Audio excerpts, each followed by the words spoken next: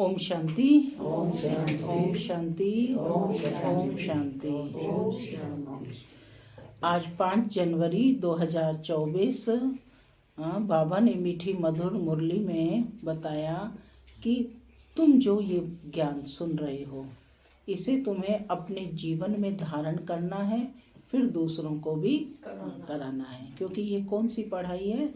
सहज राजयोग की पढ़ाई है। तो पहले बाप से खुद पढ़ना है, फिर दूसरों को भी पढ़ाना है। अपने जीवन में जो श्रीमत दी जा रही है उसके अकॉर्डिंग गुणों को धारण करना है, क्योंकि आपके कर्म से लोग समझेंगे, है ना। जितना आप अपने जीवन में उसको धारणा स्वरूप में लाएंगे, प्रैक्टिकल में लाएंगे।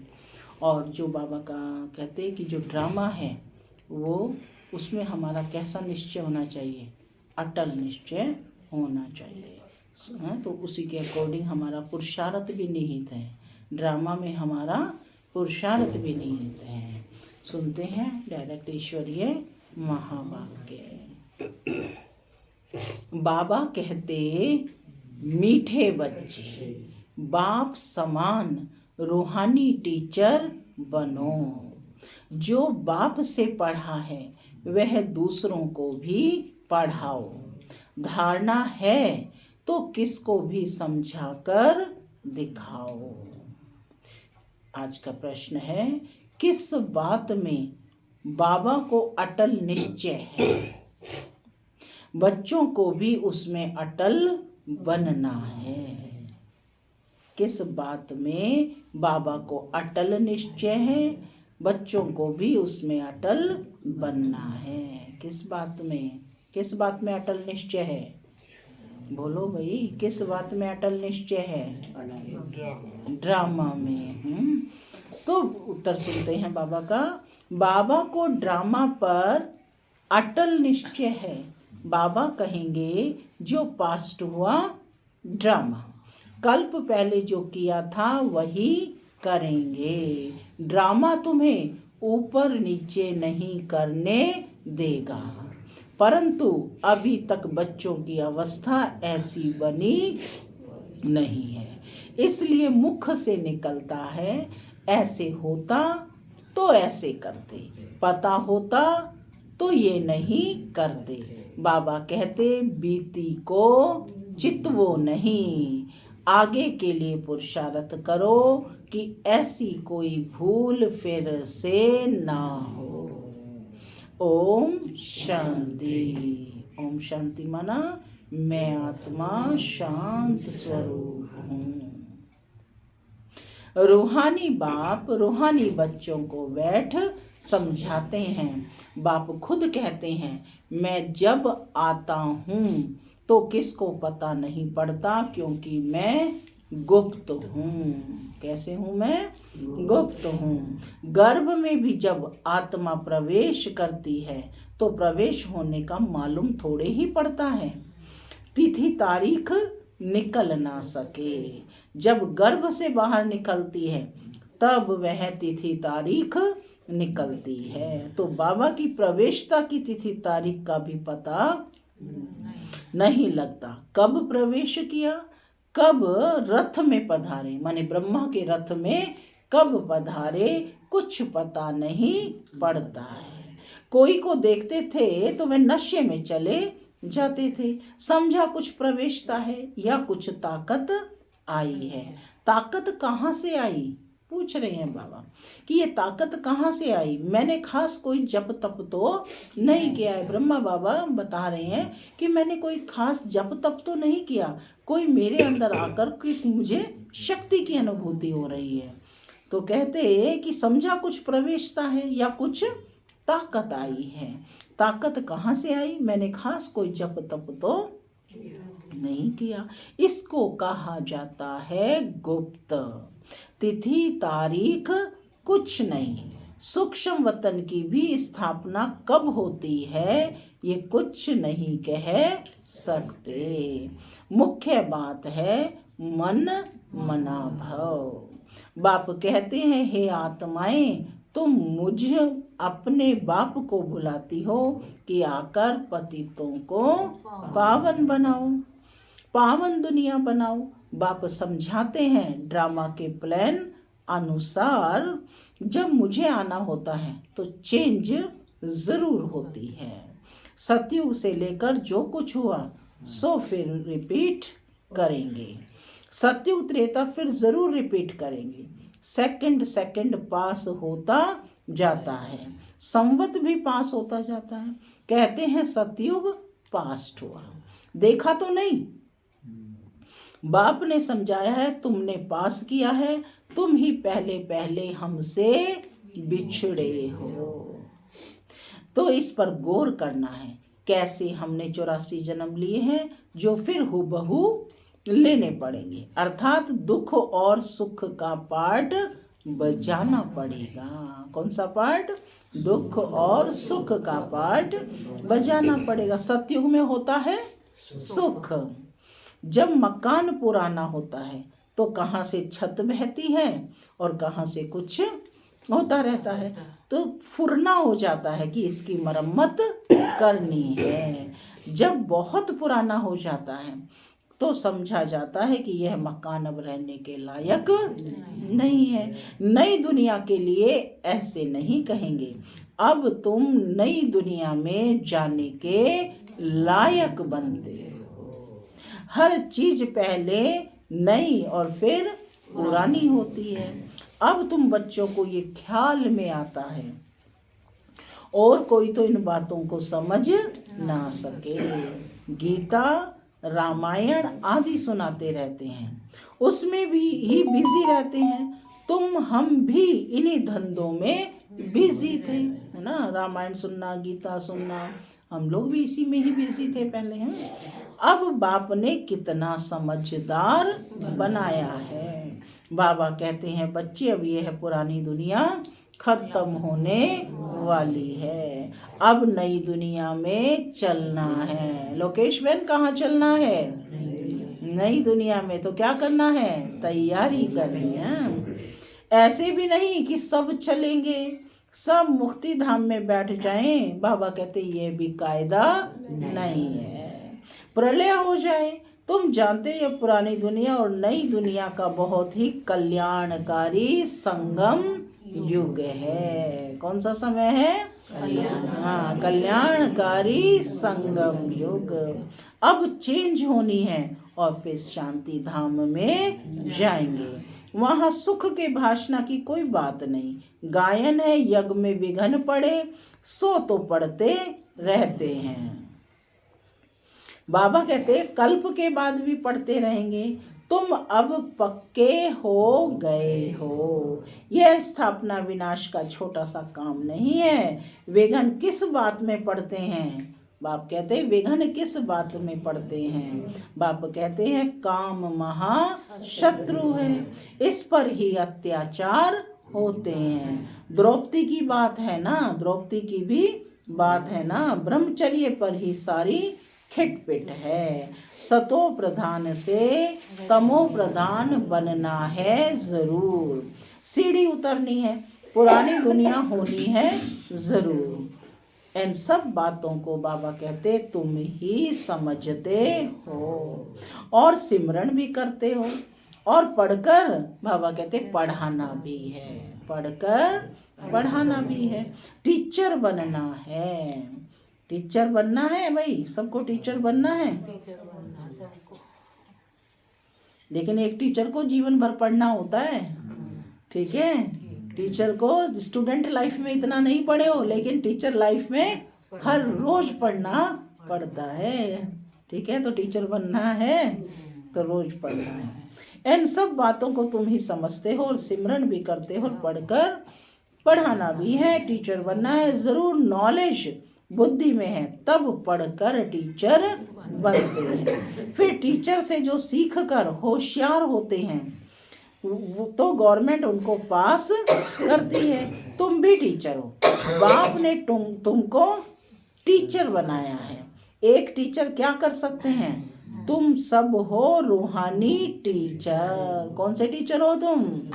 रूहानी टीचर। जो बुद्धि में नॉलेज होनी चाहिए, ज्ञान तो बिल्कुल एक्यूरेट है मनुष्य से देवता बनने का। अभी जितना तुम बच्चे बाप को याद करते हो, तो बाबा कहते लाइट आती जाती रहती है। मनुष्यों को साक्षात्कार होता रहेगा, क्योंकि आत्मा प्योर बनेगी ही याद से। फिर किसको साक्षात्कार भी हो सकता है? बाप मददगार भी बैठा है। बाप हमेशा बच्चों का मददगार है, पढ़ाई में नंबरवार है। हर एक अपनी बुद्धि से समझ सकते हैं कि मेरे में कितनी धारणा है। माने हर एक को पता है कि वो कितना पढ़ता है, उसकी कितनी धारणा है। अगर धारणा है तो बाबा कहते किसको भी समझा कर दिखाओ। धारणा है तभी समझा सकते हो। यह है धन। धन देते नहीं तो कोई मानेंगे भी नहीं इनके पास धन है। कि आप ज्ञान रोज सुनने जा रहे हैं, अविनाशी रतन रोज लेकर जा रहे हैं, किसी को दान करेंगे तब तो उनको पता चलेगा। अब दान नहीं करते तो फिर क्या कहते हैं कि रोज जाते तो है ये ओम शांति में, परंतु इनको कुछ पता नहीं है। तो बाबा कहते धन देते नहीं तो कोई मानेंगे भी नहीं कि इनके पास धन है। धन दान करेंगे। कौन सा धन? ज्ञान रत्नों का, जो अविनाशी अखुट खजाना बाबा दिन प्रतिदिन दे रहे हैं। धन दान करेंगे तो महादानी कहेंगे। महारथी महावीर बात एक ही है। सब एक जैसे तो बाबा कहते हो ना सके। तुम्हारे पास कितने आते हैं, एक एक से बैठ माथा मारना होता है क्या? वो लोग अखबार द्वारा बहुत बातें सुनते हैं तो बहुत चमकते हैं, फिर जब तुम्हारे पास आकर सुनते हैं तो कहते हैं हमने पर मत पर क्या किया, यहाँ तो बहुत अच्छा है।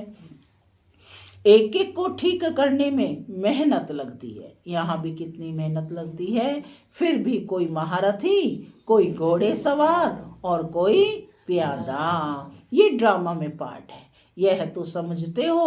बाबा कहते ये तो समझते हो आखिरी जीत तुम्हारी होनी है। जो कल्प पहले बने थे वही बनेंगे। ईश्वरीय महावाक्य है कि जो कल्प पहले बने थे वही बनेंगे। तो कौन हो? कौन हो? कल्प पहले वाली आत्माएं हो। एक एक को ठीक करने में मेहनत लगती है। यहाँ भी कितनी मेहनत लगती है। तो बाबा कहते पुरुषार्थ तो बच्चों को करना ही है। कल्प पहले वाले तो हो, लेकिन पुरुषार्थ तो करना ही है। बाप राय देते हैं, समझाने की कोशिश करो। पहले तो शिव बाबा के मंदिर में जाकर सर्विस करो। तुम पूछ सकते हो कि यह कौन है, इस पर क्यों पानी चढ़ाते हैं? तुम अच्छी तरह जानते हो। कहते हैं गई टांडे पर और मालिक होकर बैठ गई। गई टांडे पर आग लग लेने और मालिक होकर बैठ गई। माने वहीं पर बैठ गए। यानी आए थे इस दुनिया में पार्ट बजाने और स्वयं को मालिक समझने लग गए यहीं के, कि अब जाना ही नहीं है। तो कहते यह दृष्टांत भी तुम्हारा ही है। तुम जाते हो जगाने के लिए, तुमको निमंत्रण देकर बुलाते हैं। तो ऐसा निमंत्रण आए तो खुशी होनी चाहिए। काशी आदि में बड़े बड़े टाइटल देते हैं। भक्ति में कितने ढेर मंदिर हैं। यह भी एक धंधा है। कोई अच्छी स्त्री देखी तो उनको गीता कंठ कराए आगे कर देते हैं। फिर जो कमाई होती है वो मिल जाती है कुछ भी नहीं। रिद्धि सिद्धि बहुत सीखते हैं। ऐसे स्थानों पर जाना चाहिए। तुम बच्चों को बाबा कहते कभी शास्त्रार्थ नहीं करना चाहिए। तुमको तो जाकर बाप का परिचय देना है। मुक्ति जीवन मुक्ति दाता एक है, उनकी महिमा करनी है। वे कहते हैं अपने को आत्मा समझ मुझे याद करो। बाकी मन मनाभाव का अर्थ ये नहीं है कि गंगा में जाकर स्नान करो। मामेकम का अर्थ है मुझ एक को याद करो। मैं प्रतिज्ञा करता हूँ मैं तुमको सब पापों से मुक्त कर दूंगा। जब से रावण आया है तब से पाप शुरू हुए हैं। तो ऊंच पद पाने का पुरुषार्थ करना है। पोजीशन के लिए मनुष्य रात दिन कितना माथा मारते हैं, ये भी पढ़ाई है। इसमें कोई किताब आदि उठाने की बात ही नहीं है। 84 का चक्र तो बुद्धि में आ गया है, कोई बड़ी बात नहीं है। एक एक जन्म की डिटेल थोड़े ही बताते हैं। 84 जन्म पूरे हुए, अब हम आत्माओं को वापस घर जाना है। आत्मा जो पतित बनी है उनको पावन जरूर बनना है। सबको यही कहते रहो, मामेकम याद करो। बच्चे कहते हैं बाबा योग में नहीं रह सकते। अरे तुमको सम्मुख कह रहा हूं कि मुझे याद करो, फिर योग अक्षर तुम क्यों कहते हो? योग ना कहकर याद अक्षर है ना, तो योग कहने से ही तुम भूलते भी हो। बाप को याद कौन नहीं कर सकता, पूछ रहे हैं बाबा। बाप को याद कौन नहीं कर सकता? याद नहीं कर सकते बाप को। तो बाप कहते लौकिक माँ बाप को कैसे याद करते हो? यह भी माँ बाप है ना, यह भी पढ़ते हैं, सरस्वती भी पढ़ती है, पढ़ाने वाला एक ही बाप है। तुम जितना पढ़ते हो फिर औरों को समझाते हो। बाप कहते हैं बच्चे शास्त्र पढ़ने जप तप करने से मुझे कोई प्राप्त कर नहीं सकते हो। बाकी फायदा क्या है? सीढ़ी तो उतरते ही आते हो। तुम्हारा कोई दुश्मन नहीं है। फिर भी तुमको समझाना है जरूर कि पाप और पुण्य कैसे जमा होता है। रावण राज्य के बाद ही तुमने पाप करना शुरू किया है। रावण राज्य कब से शुरू होता है? द्वापर से। ऐसे भी बच्चे हैं जिनको नई दुनिया पुरानी दुनिया क्या है यह भी समझाना नहीं आता है। बाप अब कहते हैं कि बेहद के बाप को याद करो, वही पतित पावन है। बाकी तुमको कहाँ भी जाने की जरूरत नहीं है। भक्ति मार्ग में सदैव पैर घर से बाहर निकलता था। पति स्त्री को कहते हैं कि श्री कृष्ण का चित्र घर में भी है और फिर बाहर क्यों जाती हो? क्या फर्क है? पति परमेश्वर है, इसको भीख नहीं मानते। भक्ति मार्ग में बहुत दूर दूर ऊंचा मंदिर बनाते हैं जो मनुष्यों का भाव बैठे। तुम समझाते हो मंदिरों में कितना धक्का खाते हैं। यह एक रस्म पड़ी हुई है। फिर शिव काशी में तीर्थ करने जाते हैं। बाबा कहते परंतु प्राप्ति तो कुछ भी नहीं है। अब तुमको तो बाप की श्रीमत मिलती है, तुमको कहाँ भी जाना नहीं है। पतियों का पति परमेश्वर वास्तव में वह एक ही है जिसको तुम्हारे पति काके मामे सब याद करते हैं। वह है पति परमेश्वर अथवा पिता परमेश्वर। वह तुमको कहते हैं कि मामे कम याद करो तो तुम्हारे विकर्म विनाश होंगे। तुम्हारी ज्योत अब जग रही है तो तुम्हारे से मनुष्यों को लाइट देखने में आती है। तो बच्चों का भी नाम बाला होना चाहिए। बाप बच्चों का नाम तो बाला करते हैं ना। सुदेश बच्ची समझाने में बड़ी तीखी है, पुरुषार्थ बहुत अच्छा किया है तो पुरानों से भी आगे गई है ना। देखो विदेश की सेवाओं में जो अहम पार्ट बजाया है वो डॉक्टर निर्मला और सुदेश दीदी ने, ठीक है। इन्होंने सेवाओं का बहुत विस्तार किया, जैसे डॉक्टर निर्मला ने, और इसी कार्य को आगे बढ़ाया सुदेश दीदी ने। तो कहते पुरुषार्थ बहुत अच्छा किया है तो पुरानों से भी आगे गए हैं। इसमें भी जास्ती पुरुषार्थ कर आगे चली जाएगी। सारा मदार पुरुषार्थ पर है। हार्ट फेल नहीं होना चाहिए। पिछाड़ी में आया तो भी सेकंड में बाबा कहते जीवन मुक्ति पा सकते हैं। दिन प्रतिदिन ऐसे बहुत निकलते रहेंगे। ड्रामा में तुम्हारा विजय का पार्ट तो है ही, विघन भी पड़ने हैं। और कोई सत्संगों में बाबा कहते हैं ऐसे विघन नहीं पड़ते हैं, यहाँ विकारों पर ही हंगामा होता है। गायन भी है कि अमृत छोड़ विष काहे को खाए। ज्ञान से एक देवी देवता धर्म की स्थापना हो जाती है। सतयुग में रावण राज्य हो ना सके, समझानी कितनी साफ है। क्या कहा बाबा ने? सतयुग में रावण राज्य हो ना सके कि समझानी कितनी साफ है। राम राज्य के बाजू में ही रावण राज्य दिखाया है। तुम टाइम भी दिखाते हो। बाबा कहते यह है संगम। दुनिया बदल रही है, स्थापना पालना विनाश कराने वाला एक बाप है बहुत सहज, परंतु धारणा पूरी होती नहीं और सब बातें याद रहती हैं, बाकी ज्ञान और योग भूल जाता है। तुम ऊंचते ऊंच भगवान की संतान हो, दिन प्रतिदिन तुम सॉल्वेंट होते जाते हो। धन मिलता है ना, खर्चा भी आता जाता है। बाबा कहते हैं हुंडी भरती जाएगी।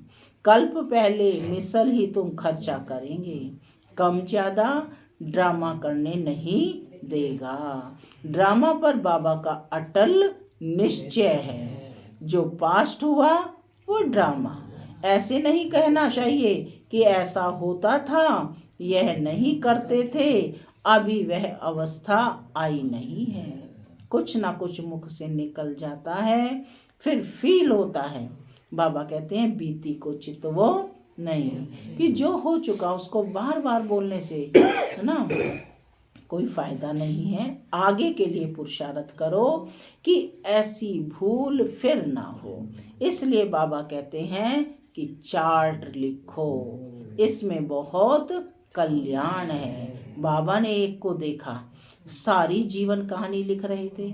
समझते हैं बच्चे सीखेंगे। यहाँ फिर श्रीमत पर चलने में ही कल्याण है। यहाँ झूठ भी चल ना सके। नारद का मिसाल है ना।